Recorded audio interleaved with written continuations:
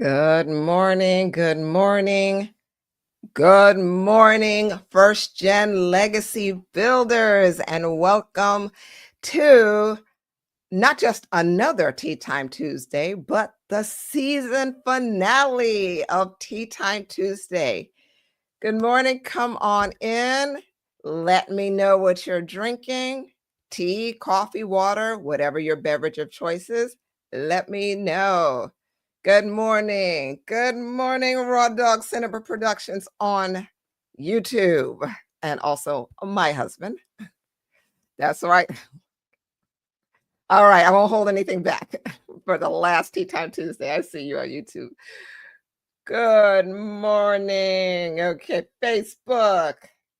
Good morning, Tamika. Let's see. I always look forward to your teas. Let's see, what do you have? Mango passion fruit tea. Oh, it sounds so delightful. I love it. Good morning, Sheila, with your green tea. So you and I are on the same page this morning with our green tea. Let me go and take a sip. All right.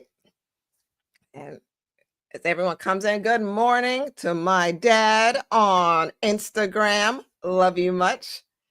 Good morning. Okay. So let's come on in. Good morning, Mark. All right. We're letting everyone come on in for the season finale. As always, my name is Marcella Mullen Williams. I am a licensed behavioral financial advisor and the co-founder of a Legacy Builder Group, a holistic financial coaching and investment firm, family owned, where we help families build wealth, not just wealth, but impactful, multi-generational legacy wealth. That is what we are about today. And today's conversation actually came from a question that I received. So I love that.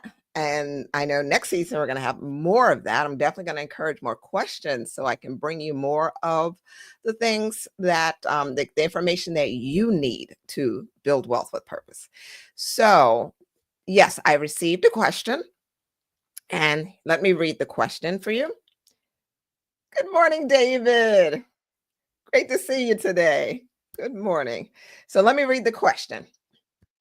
I would love to hear your thoughts on how to intentionally craft the internal financial image that will serve you the best money slash wealth mindset. So that will serve the best money mindset or wealth mindset. So internal financial image. And I love this question. I thought it would be the perfect conversation to close out the season. And here's why. Uh, we know that financial management and building legacy wealth is not just about dollars and cents. It's not just about money. In this community, Tea Time Tuesday is all about developing the behavior that will build your legacy, because your mindset shapes your financial behavior and therefore it ultimately shapes your outcome. So that's why this question about and having this conversation around creating an internal financial image is so important. And just to kind of show you how it can shape your money mindset. And I'm excited about this because I really wanted to bring a little more depth to this conversation. And want you to really just get ready for what we're going to cover today, because I want you to take some good notes, because I'm going to be diving into psychology and neuroscience to provide you with the tools to help you rewire your mindset and really ultimately 10x your financial growth potential for 2025 and beyond. Okay, so I want you to think of this as a guide to not just surviving, but thriving as a first generation legacy wealth builder. So get your notepads out, get your Tea Time Tuesday note taking journal in hand. Are you ready? Let me know in the chat. Say, I'm ready for this. I'm ready for this. Say, I'm ready. Good morning, Daniel. Great to see you. Let's start. If you're ready, put in the chat, say, I'm ready. I'm seeing hearts, thumbs. Great, great, great. So let's start with getting clarity around the question, right? What Does what is a internal financial image? What does that even mean? Great question, because it's not a standard term that you can Google and find, right? You can't just say, "Oh, let me just go on Google and find my what is an internal financial image." So we're going to define that here. So let's break it down. If we look at internal, internal refers to inward, just keeping it plain and simple, inward, right? Financial is the management of money, and then image is a visual representation of something. So when I received this question, the way I processed it, and this is the way I did, ultimately, the question is about how you internalize your perception of your relationship with money. How do you internalize your perception, your relationship with money? And this is something that's important to talk about because you have been developing this for years. It's already occurred. You've already internalized your perception of your relationship with money. And it probably started with your first money memory. You know, when you were a child, any encounter or anything that you experienced when it had to do with money, and if you remember it, that's your money memory. It's probably your first money memory. And throughout the years, it may have been reinforced. So, in order to intentionally create an internal financial image that will prepare you for for a more prosperous 2025, then we have to rewire it. If that internal financial image is one that is not going to take you where you need to be. So let's get into that so we can get some clarity around that. And I want to take you step by step with some methods and techniques from both a psychological and neuroscience perspective to help you with the rewiring process to make sure you're doing the things that will put you in a position for financial growth for 2025. Okay. And this is something that you're going to be able, all that I'm going to share with you is something that you can add to. Add more research to it, look it up, and make sure that you can clearly identify it within yourself, that it resonates with every part of you. So don't just take what I'm about to give you and sit on it. I want you to do a little homework, okay? So let's start with the first step. The first step is clarifying your vision and goals. So actually clarifying your values and your goals. All right? So clarifying your values and your goals. And I'll start with a question because last week I asked this question. I asked you, what does wealth mean to you? All right. And for first gen high earners, it carries some weight to it.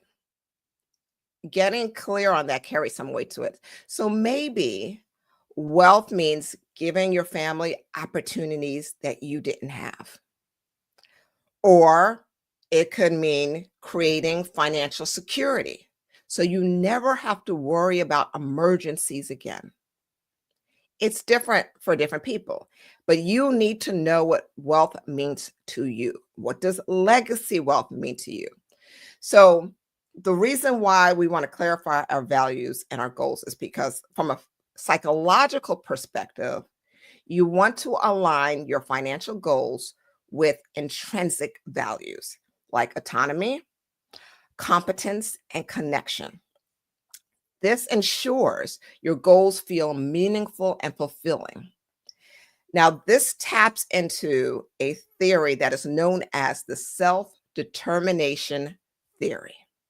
And this theory explains the basic needs that underlines humans, which is motivation, development, and well being. So it's called self determination theory.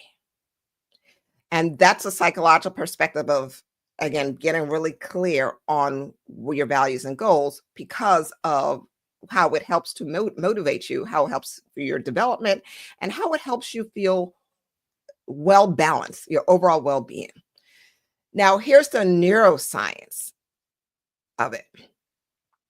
When you clarify your values, you activate your prefrontal cortex. And that is the part of the brain that is responsible for planning and decision making.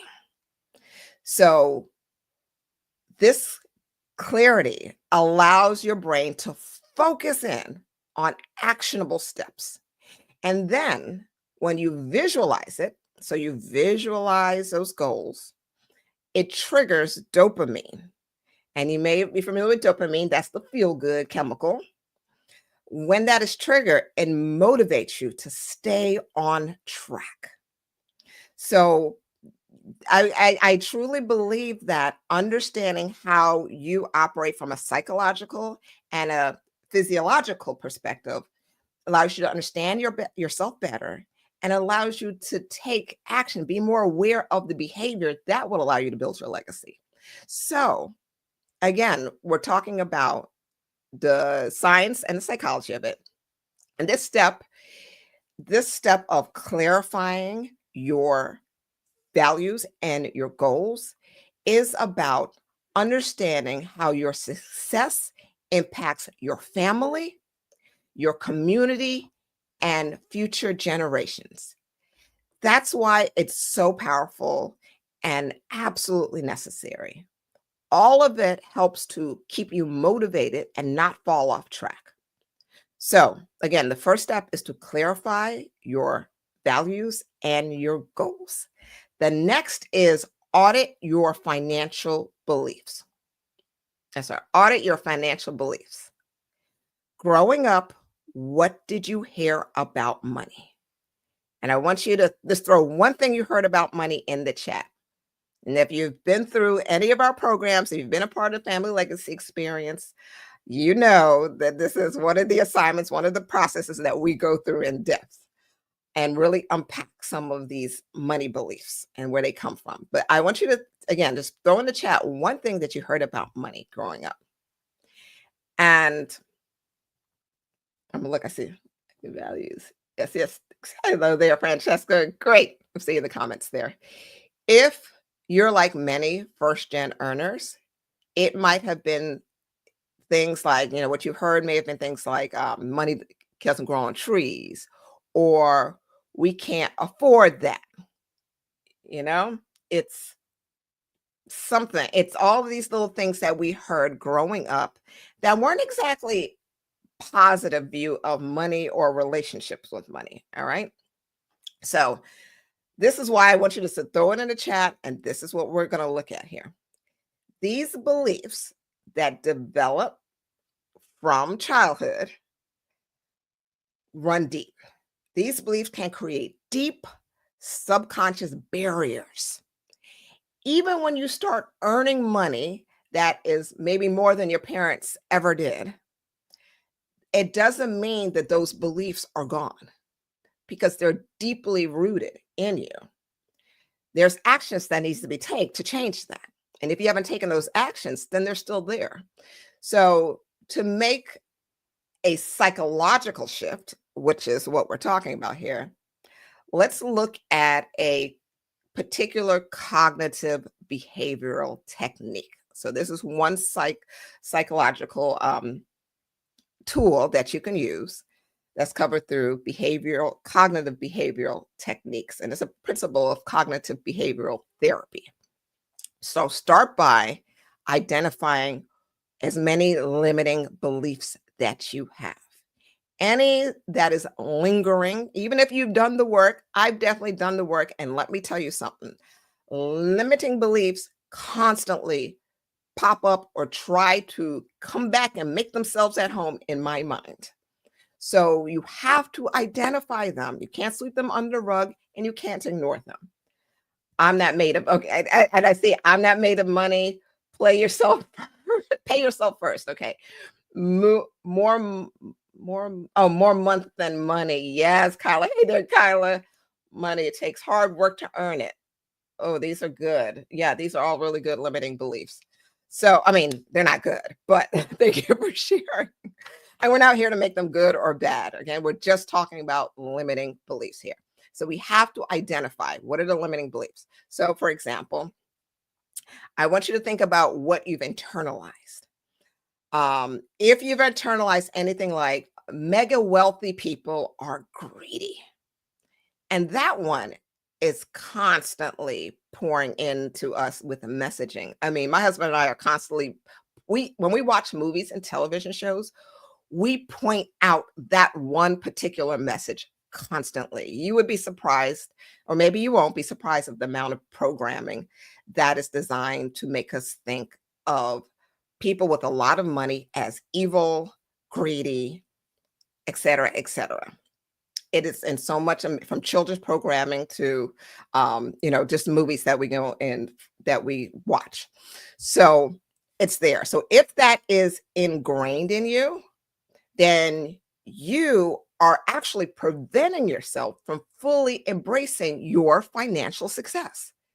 No matter how much money you've made, no matter where you are, you've climbed up the ladder, you're doing great. There is a limiting belief that will constantly come in the way and block you from actually maybe being fulfilled, from reaching your next milestone. It's going to be there to stop you. So, in order to be on top of this, in order to make the shift, we have to replace it with an empowering belief. Or so I teach a class. I've often gone through a workshop called Money Demons. So if you've ever done the Money Demons exercise with Mark and I, you know what I'm talking about. And in that, we talk about changing money demons to guardian beliefs. But in this example, let's just talk about changing limiting beliefs to empowering beliefs. So a replacement for the limiting belief of wealthy people are greedy is I can use wealth to create positive change. You see the shift? I can use wealth to make positive change. That is giving positive light to the wealth that you are building. And you are shutting down the limiting belief. This is such an important step because limiting beliefs become deeply embedded. Like I said, they become deeply embedded in your neural pathways. They actually show up and they take root in your brain. This is where self-sabotage happens. Whenever you're wondering, why do I keep doing this or that or the other? That's because it's deeply rooted in you for all the reasons I just talked about. So the beauty is that we have neuroplasticity. And neuroplasticity is such a wonderful thing because it allows you to actually rewire your brain. And I like to say you're actually giving yourself brain surgery. You're going through brain surgery. So you get to rewire your brain. Every time you challenge a negative thought, a limiting belief, and you replace it with a positive thought and an empowering belief, you're building a new neural connection. And that new neural connection reinforces your success. You see how powerful that is? Okay, so that was 2. 3. Yes, keep putting them in the chats. I love it. 3, create a vision of financial success. Goes back to what does it look like. So we talked about what does wealth look like to you.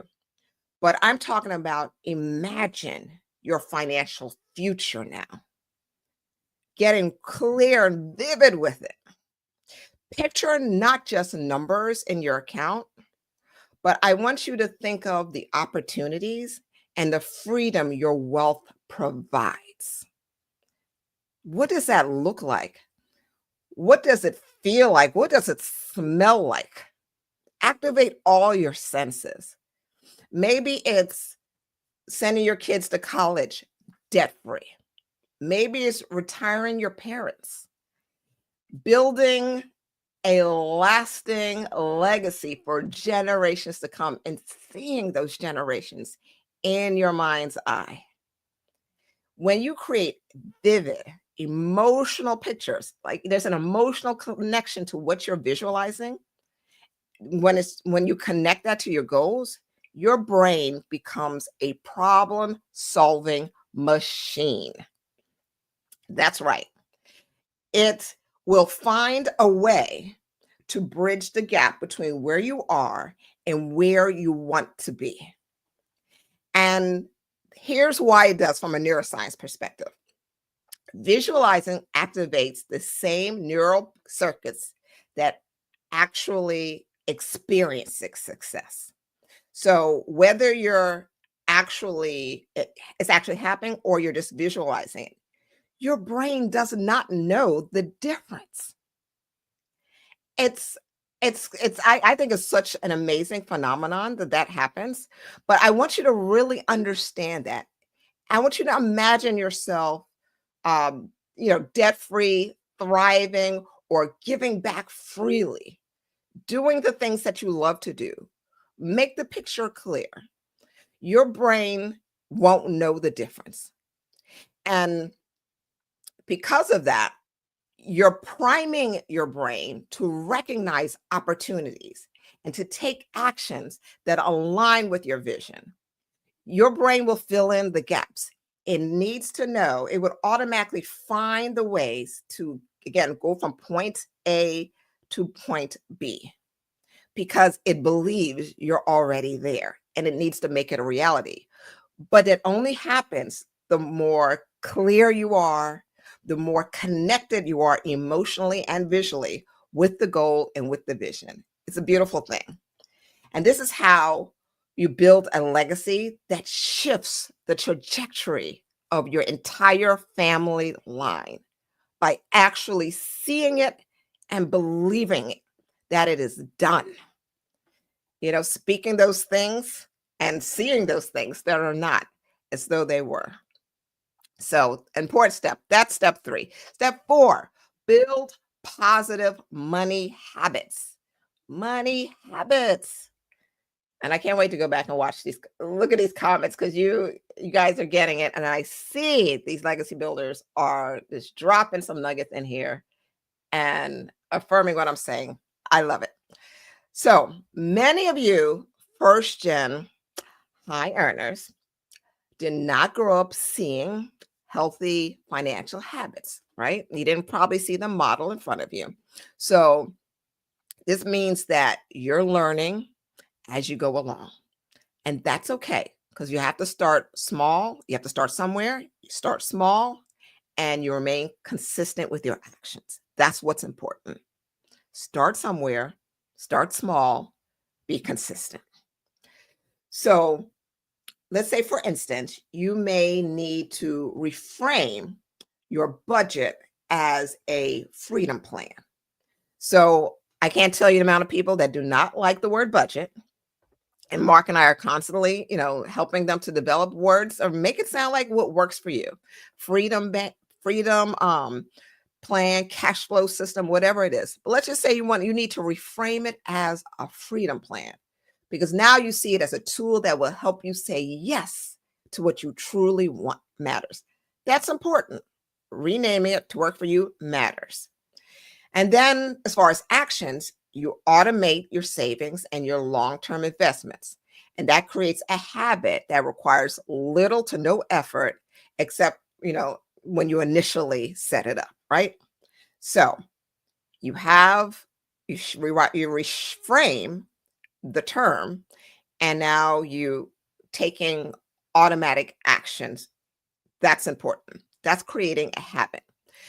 And what you're doing is creating what is known as a habit loop. And habit loop consists of the cue, the routine, and the reward. All right, the cue, the routine, and the reward. So, for example, let's say you receive your paycheck, right? So the paycheck is the cue. And then the routine would be transferring a portion to your savings. After that, the reward, which is the third part, will be watching your safety net grow. So the accumulation of your money is the reward. It's important to really, I think habit loops are so important in creating healthy money habits, especially when they're new to you. So many times we think we can just say, hey, I'm just going to start doing this and think that it's just going to happen on its own. We do this with finances, we do this with fitness. And I know we're all guilty in the fitness area of this. But just like in fitness, you have to set up a system of those habit loops so you stick to the program. It's the same way you need to do in finance. How habits work is, as far as from neuroscience, it taps in the part of the brain called the basal ganglia. That is the habit forming center of your brain.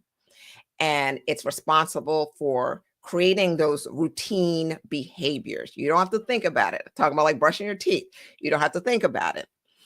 But the repetition strengthens these neural pathways in your brain. So again, the habit part is really healthy because it strengthens the neural pathways, making positive financial habits automatic over time. We want your positive financial habits to develop just like brushing your teeth. And the more you can involve technology and automation into it, the better it is. So really think about how you can do that on a regular basis. Okay, so the fifth, and I have six here, so I'm almost to the end. The fifth step is practice gratitude and abundance thinking. This is one of those things that we underestimate too much. We don't even think about it when it comes to financial planning or financial management. But gratitude and abundance thinking, gratitude fuels abundant thinking. Okay, let me say that again. Gratitude fuels abundant thinking. It's easy to focus on what we don't have, what we don't like, especially when we're trying to build wealth. But shifting your focus to gratitude can change everything. So start with celebrating small wins.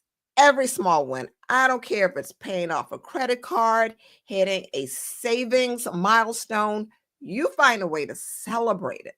Celebrate the small wins, because what happens is psychologically, gratitude fosters, again, an abundant mindset. That's what's happening to you psychologically. It shifts you from focusing on scarcity to opportunity. This all works together. In order to get from A to B, you can't do that from a scarcity mindset. You have to look for opportunity. Not only going to find opportunity through shifting, creating the vision, gratitude in the vision, all of it works together. Okay, so you have to shift from focus on scarcity to opportunity. And let me ask you something. I don't know if you know this, but practicing gratitude releases serotonin and dopamine. All right. So, did you know that practicing gratitude releases serotonin and dopamine, which enhances your mood? Did you know that? Or maybe you didn't know the exact chemicals that are released, but have you noticed how you feel when you practice gratitude? When you just feel so grateful for what you have? When you just sit, just sitting like, man, I am so grateful for blank, fill in the blank. So I want you to just take a moment and just pause and say what you're grateful for at this moment. What are you grateful for? Because I am so grateful for this legacy builder community and for all of you that show up every Tuesday to be with me and to share this experience with me. That is something I'm very grateful for. What are you grateful for? Use this moment to release some serotonin and dopamine, enhance your mood right now. And what it also does is reinforce positive behavior. That is one very powerful technique. Okay. Remember, practice gratitude. And then the final step is surround yourself with financially savvy influences. All right. People who can help you and guide you along the way. And here's the thing, especially for first gen earners, high earners. first generation legacy builders, you might be blazing a trail without, much support. And that's usually the experience with many people who are in this category. You are unique in your family. You don't have you have you have associates, you have people you hang around with, but not everyone really gets you and gets what you're trying to accomplish and gets what you're about. Some of you over time have felt this pressure, created this pressure of you have to figure it out on your own. Like and unfortunately, some of us have worn it as a badge of honor. Like it's something extra special to not ask for help and to be able to just get things done on your own. Let me shut that down because it is not a badge of honor. It is absolutely not. It is a pitfall and it is a limiting belief. What you want to do is find the right community. It is crucial. I can't emphasize that enough. I can't emphasize enough. This is why Mark and I created this community, because this is one of the most important steps. This is why we have the Family Legacy Experience community, our Flex Fam, because it is one of the most important steps in getting you to building multi-generational wealth.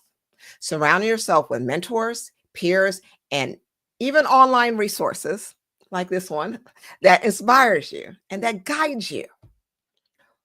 Why is this important? Why do I keep emphasizing this? Well, let me give you some neuroscience behind it. Modeling the behavior of others around us is very normal. This is a part of what we do. We naturally model behavior of those we're surrounded by. And it's called social learning theory. That's right. Social learning theory is the concept behind why we do this. But in terms of neuroscience, positive influences activate your mirror neurons. How many of you have heard of that term before? You may have just kind of heard of it in passing. You have mirror neurons. And it's pretty cool because whether you are experiencing something yourself or you're observing someone else, again, the same neurons are firing off in your brain. It's kind of like, again, not knowing the difference.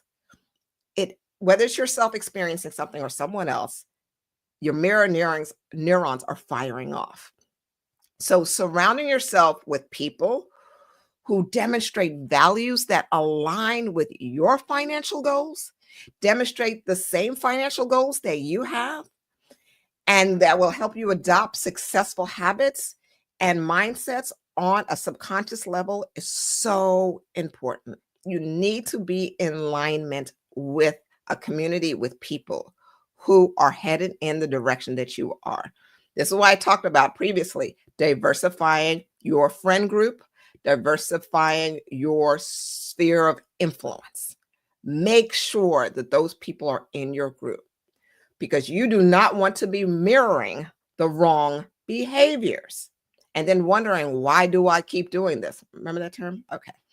Yes. So I bring all of this. Oh, I cannot wait. Okay. I cannot wait to go back and read these comments because y'all have such great things in here and I don't have time to read them all online. I mean, live, but I will go back and watch and read these. So all of these, everything that we talked about, all 6 steps, which I'll recap in a moment, are about monitoring and adjusting your internal financial image. It's not just a one-time fix. Remember, this is a journey we're on. We're on for the long game. So how do we do this? We need to remember that because this is where a lot of us get in trouble. Just like fitness aspects of it, when we don't get the results that we want fast enough, we give up, we get distracted, we move on to something else. And we don't want to do that. Again, this is an ongoing practice. So you have to regularly, one, review your values and your goals. You have to audit your financial beliefs. You have to update your vision and monitor your money habits, along with monitoring your gratitude and abundance thinking. And then examine your circle of financial influence. Okay, and there you have it. There we are, a roadmap to crafting a powerful internal financial image that will set you on the road to a prosperous 2025, and more importantly, rewriting the family story that had been set before you and setting the stage, a powerful stage for generations to come. Man, isn't that amazing? I'm excited for you. I'm excited to be on this journey with each of you. And Mark and I want to be a part of this journey with you in so many ways. And we're grateful again for our Flex family who allow us to really get in there and help to reshape the legacy that you're building in your family. Thank you for that. And we thank you for this Legacy Builder group community here in the Facebook group and on the various platforms, YouTube, Instagram, LinkedIn, for allowing us to take you on this journey. I want to know, you know what? Oh, can you repeat that again? The sixth thing. Okay, so I will repeat it quickly, but you might have to go back and catch the replay, but I will repeat it. Review your values and your goals, audit your financial beliefs, update your vision, monitor your money habits, also monitor gratitude and your abundance thinking, and then examine your circle of financial influence. Okay? If you missed it, catch the replay. You know it'll be there for you. It's okay.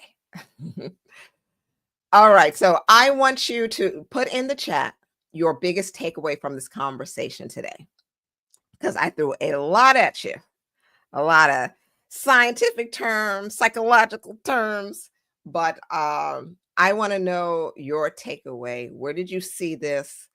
Areas that you're already working on, areas that you need to work on some more, because we are all working on something and taking it to the next level. You're welcome, ladies. So drop it in the comments. Let me know what your biggest takeaway is from this conversation. And if this conversation resonated with you in any way, I want you to share it with someone else who's also breaking generational cycles. You can invite them to the Facebook group or share the YouTube link. So, and I will drop the link in the comments after I jump off. But go ahead, share it. So, we're on YouTube under the Legacy Builder Group. So just look for us in the Legacy Builder Group or Marcella Mullen Williams.